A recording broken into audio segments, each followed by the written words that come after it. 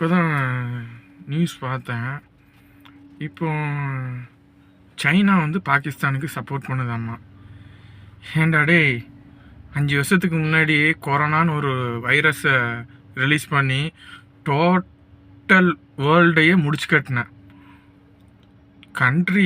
உலகத்தில் இருக்கிற அத்தனை கண்ட்ரி வந்து பாகிஸ்தானுக்கு வந்து சப்போர்ட் பண்ணக்கூடாது, அது எப்போ பார்த்தாலும் தீவிரவாதத்தை ஊக்குவிக்குது, அதை ஸ்டாப் பண்ணணும், நாங்கள் சப்போர்ட் பண்ண மாட்டோம் அப்படின்னு அமெரிக்காவிலேருந்து எல்லாருமே பின்வாங்கிட்டாங்க. இந்தியா என்ன முடிவு எடுக்குதோ அதுக்கு நாங்கள் இது பண்ணுறோன்ட்டு. ஆனால் இவன் சப்போர்ட் பண்ணுறான். எங்கேயோ இடிக்குதுல.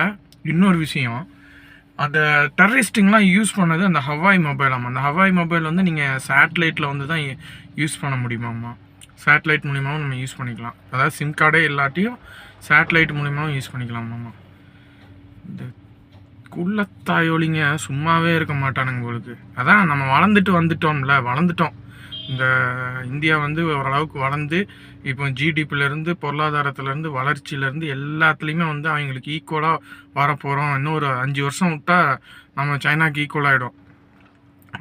புரியுதுங்களா? ரெண்டாவது அவங்கக்கிட்ட இளைஞர்கள் கிடையாது.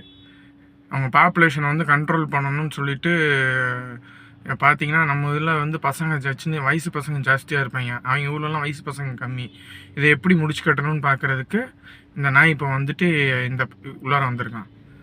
பார்ப்போம் என்ன நடக்குதுன்னு. நம்மளுக்கெல்லாம் மண்டை மயிரெலாம் காயுது.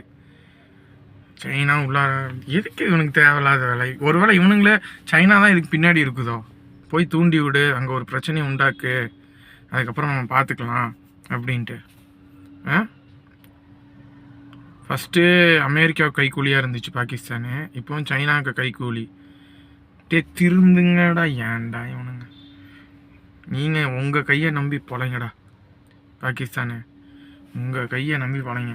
அடுத்தவன் இதை பிடிச்சி பொழைக்காதீங்க.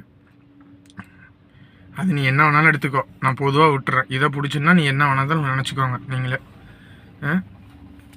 ஏன்டா நாங்கள் பெசாட்டி இங்கே வேலை உண்டு நாங்கள் உண்டுன்னு எங்கள் நாட்டு மக்கள்லாம் இருக்கோம். எதுக்குடா எங்களே உரண்டை அழுக்கிறீங்க? ஆனால் இதுக்கு பதிலடி கரெக்டாக கொடுத்தோம்னா சைனாவே ஆஃப் ஆகி உட்காரும். புரியுதுங்களா? சைனா இறங்காது. இறங்குனுச்சுன்னா அமெரிக்கா உள்ளார வரும் நம்மளுக்கு சப்போர்ட் பண்ணிட்டு. அமெரிக்கா எப்போ சைனா இந்த பிரச்சனையில் உள்ளார வருதுன்னு தெரிஞ்சிருச்சுனாலே அடுத்தால அமெரிக்கா நம்மளுக்கு சப்போர்ட் பண்ணி உள்ளார வரும். சைனாவில் இருக்கிற நாடுகள் அனைத்தும் நம்மக்கிட்ட நின்றோம். புரியுதுங்களா?